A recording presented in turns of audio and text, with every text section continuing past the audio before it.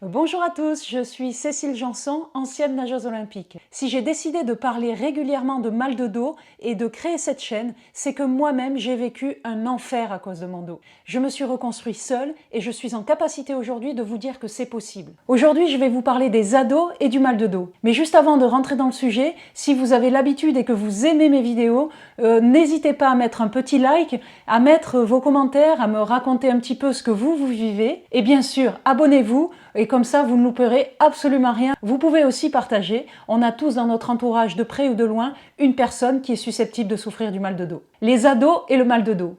Il faut savoir aujourd'hui que plus d'un adolescent sur 5 souffre de mal de dos, mais je vous rassure, c'est la plupart du temps sans gravité. Ce mal du siècle n'épargne pas les jeunes. Selon les sources scientifiques, déjà à l'âge de 7 ans, 7% des enfants se plaignent de douleurs lombaires et c'est plus de 20% des adolescents qui souffrent régulièrement des maux de dos. Ce mal de dos chez les jeunes a aussi, comme chez les adultes, beaucoup de répercussions. Par exemple, à l'école, on remarque beaucoup d'absentéisme au moment des activités physiques. Une nouvelle fois, les études scientifiques sont très rassurantes car la plupart du temps, ces maux de dos sont de nature bénigne. On remarque souvent aussi chez les adolescents que leurs douleurs de dos viennent d'une suractivité et une charge importante au niveau de la région lombaire.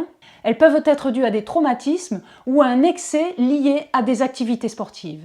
Comme le dit le docteur Philippe Dupont, spécialiste de la médecine physique et réadaptation, les enfants ayant une activité physique intense auront plus souvent mal au dos que des enfants avec une activité physique modérée. Mais par la suite, ils ne se plaignent pas plus du dos. C'est pendant la croissance, au moment de la puberté, que le phénomène va s'accentuer. En effet, c'est pendant cette période que les vertèbres de la colonne vertébrale vont subir leur plus grande croissance. En gros et de manière beaucoup plus simple, on peut dire que le squelette va grandir beaucoup plus vite que les muscles vont se renforcer. On comprend alors pourquoi le sport et l'activité physique restent absolument indispensables dans la vie des adolescents. Bien évidemment, à condition de prendre quelques précautions pendant cette période de croissance. Afin d'éviter les blessures ou les traumatismes chez les ados, au moment de la reprise ou de l'introduction d'une activité physique, il faut être très vigilant à respecter l'intensité. Et c'est là que je rebondis sur mon cas personnel. On a clairement manqué de vigilance. Et c'est dans les années 85, vers mes 14-16 ans, que nous avons décidé d'introduire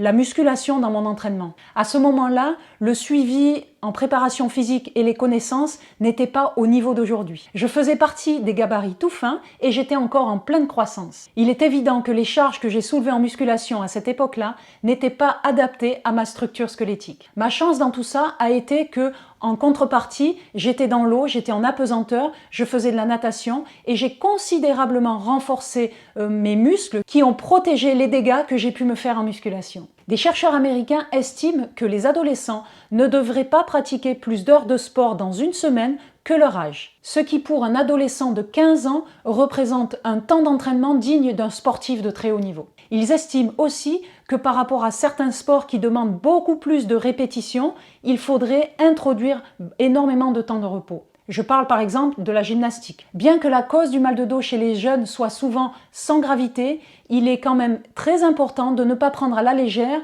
lorsqu'un enfant vous dit qu'il a mal au dos. Une visite régulière chez le médecin permettra de rassurer à ce qu'il n'y ait pas de contre-indication à la pratique d'une activité physique. Cette visite demeure très importante car il peut y avoir, sous une douleur de dos qui paraît bénigne, un problème réel chez l'enfant. On peut parler de déformation du dos, par exemple une scoliose qui est une déviation de la colonne, ou une kyphose qui serait une courbure exagérée de la colonne dorsale. Les médecins estiment qu'ils devraient voir une fois par année les adolescents afin de contrôler qu'il n'y ait pas de traumatisme dû à ce genre de problème. Chez les adolescents, on remarque aussi malheureusement un changement énorme de rythme de vie par rapport à nous. Les ados font moins de sport, ça c'est sûr, et en plus pendant leur temps libre, pendant que nous prenions le temps d'aller dehors, d'aller faire des cabanes ou d'aller jouer au foot, eux, ils passent énormément de temps derrière un écran, devant les tablettes et ils sont la plupart du temps assis. Et pour finir, il est vraiment important que vos ados bougent le plus souvent possible. Rester assis ou couché